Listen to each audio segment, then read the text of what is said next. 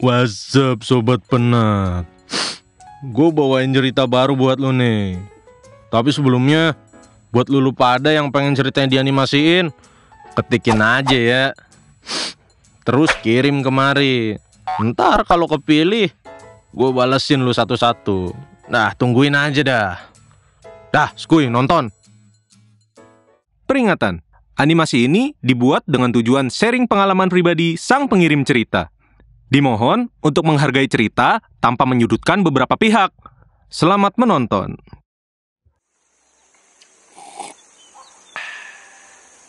Pernah denger nggak lu kalau rezeki itu udah ada yang ngatur?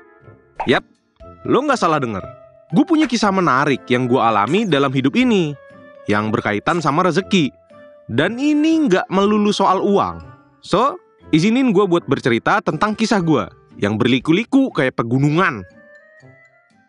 Kenalan dulu guys, nama gua Iqbal. Ya cuma Iqbal, biasa aja. Gak ada embel-embel nama keren. Just regular Iqbal. Hehehe. Kalau lu lihat sekarang gua santai-santai, ngopi di warung sambil senyum-senyum. Lu pasti gak nyangka perjalanan gua bisa sampai sini. Gua tuh tipe anak yang sebenarnya gak deket sama orang tua. Ya paling deket 5 meter aja lah. Canda-canda. Intinya ya gak deket dalam hal komunikasi aja sih. Kayak ada penghalang tak terlihat di antara kita. Perlu diinget nih netizen yang budiman dan budiwati, ini semua bukan karena gue gak sayang sama mereka. Tapi ya gitu dah. Dari kecil gue terbiasa jauh dari mereka. Mungkin gaya parenting ortu gue bukan tipikal yang banyak bicara.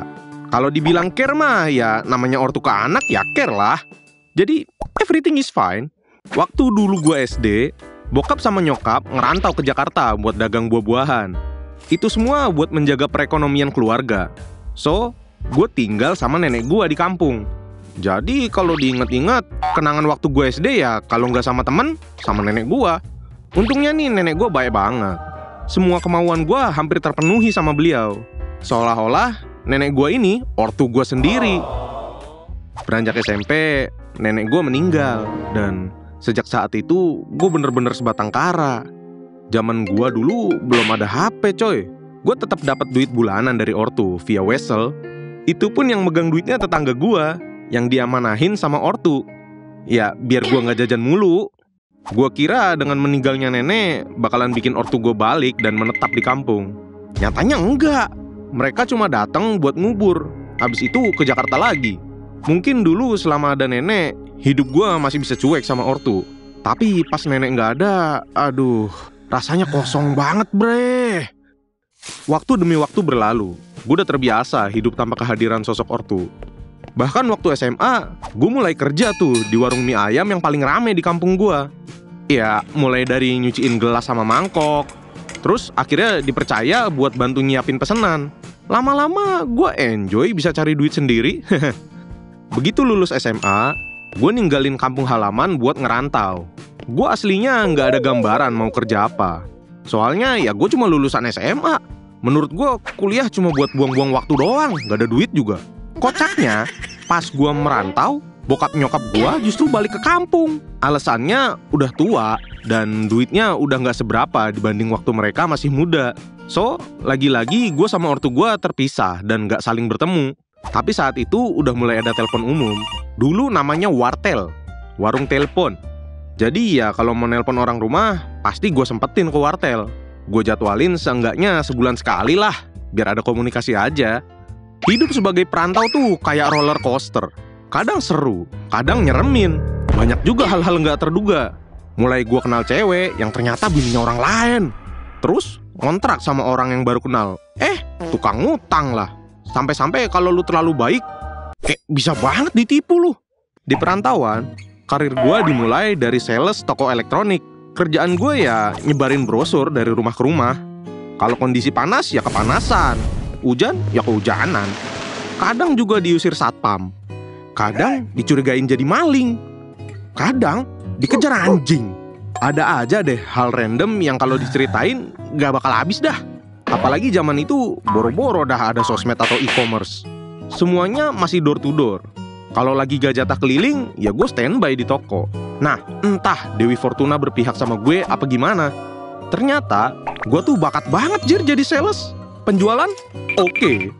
Jadinya gue dapet jenjang karir yang terbilang lebih dari cukup. Ya sebagai bujangan di perantauan mah.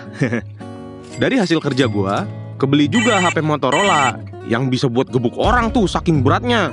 Maklum, zaman segitu HP nggak setipis sekarang. Semuanya masih gede dan tebel. Hari-hari isinya kerja, nongkrong, cewek, kerja lagi.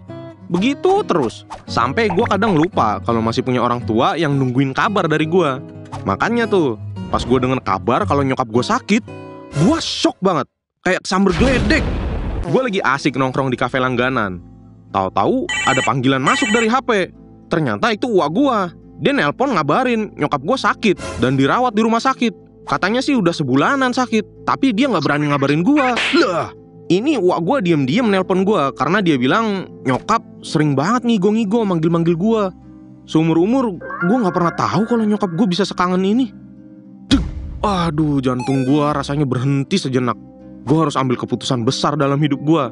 Balik ke kampung dan ninggalin semua kenyamanan hidup di kota, atau tetap lanjut dan pura-pura gak ada apa-apa. Tapi gue tahu keputusan ini gak bisa gue tunda. Gue berdiri, jalan pelan, mikir keras. Akhirnya dengan berat hati gue putusin buat balik ke kampung. Gue resign dari kerjaan, ninggalin teman-teman, dan balik ke rumah gue yang udah lama gak gue datengin. Kalau ditanya kenapa sih mesti sampai resign segala? Ya alasannya simple. Gue gak mungkin sebentar buat ngejenguk ortu. Dan gak mungkin juga gue cuti lama-lama di kampung. Jadi ya mau gak mau gue resign. Sampai rumah rasanya asing. Tempat tidur gue masih sama. Tapi rasa-rasanya gue udah jadi orang lain di rumah sendiri. Gue duduk di kasur sambil geleng-geleng kepala, berusaha mencerna ini semua. Hari-hari pertama ngurusin nyokap tuh berat banget men. Gue yang biasa hidup bebas di kota, sekarang harus berhadapan dengan kenyataan. Nyokap gue sakit keras. Bokap juga udah mulai pikun. Diajak ngobrol udah gak nyambung. Seolah-olah ingatannya stuck saat dia masih jualan buah di Jakarta. Jadi gue sendirian ngerawat nyokap. Dan gue ngerasa kayak anak kecil yang kebingungan. Ada perasaan aneh yang mengganjal saat itu. Tapi ada satu hal yang gue sadarin. Nyokap yang selama ini gue anggap cuek dan hampir keberadaannya terlupakan oleh gue, ternyata punya sisi lain yang baru gue kenal sekarang. Siapa sangka selama ini beliau kangen sama anaknya. Mungkin selama merantau dagang buah, nyokap gue emang gak ada waktu buat inget sama gue. Saat ini dia sakit-sakitan, tapi senyumnya masih ada buat gue. Tiap kali gue suapin makan atau bantuin dia ke kamar mandi, ada rasa hangat yang dulu gak pernah gue rasain. Karena gue gak bisa terus-terusan ngandelin tabungan, akhirnya gue buka warung kelontong kecil-kecilan di depan rumah. Ya sambil ngerawat bokap nyokap gue di usia senjanya. Awalnya sepi, tapi lama-lama rame juga. Mungkin tetangga-tetangga pada kangen sama sosok Iqbal kecil yang dulu suka bantuin mereka. Warung gue jadi tempat nongkrong baru, tempat curhat, dan tentunya tempat nyari duit buat gue. Rezeki kayak ngalir aja gitu. Tapi nyokap gue makin hari makin parah sakitnya. Cuma gue perhatiin dia makin bahagia. Mungkin karena gue ada di rumah nemenin dia. Walaupun sakit, tapi dia sering ketawa, bercanda, dan ngasih nasihat yang dulu jarang banget gue denger. Sampai pada suatu hari, nyokap gue pergi untuk selamanya. Gak lama berselang, 2 bulan kemudian bokap gue juga meninggal. Satu hal yang gue ingat saat itu, ya perihal nyokap sama bokap. Mereka pergi dengan meninggalkan senyum tipis yang masih terpatri di hati gue. Senyum yang bikin gue tenang, damai. Gue nangis waktu mereka meninggal. Tapi ada rasa lega juga, karena gue tahu mereka pergi dengan bahagia. Dan gue gak nyesel ninggalin semua kenyamanan di kota buat nemenin orang tua gue di hari-hari terakhir mereka. Sekarang gue lanjutin hidup gue dengan lebih bijak. Gue punya warung kelontong yang alhamdulillah makin rame. Gue juga udah nikah, udah punya anak. Gue bertekad buat jadi ortu yang deket sama anak-anak gue.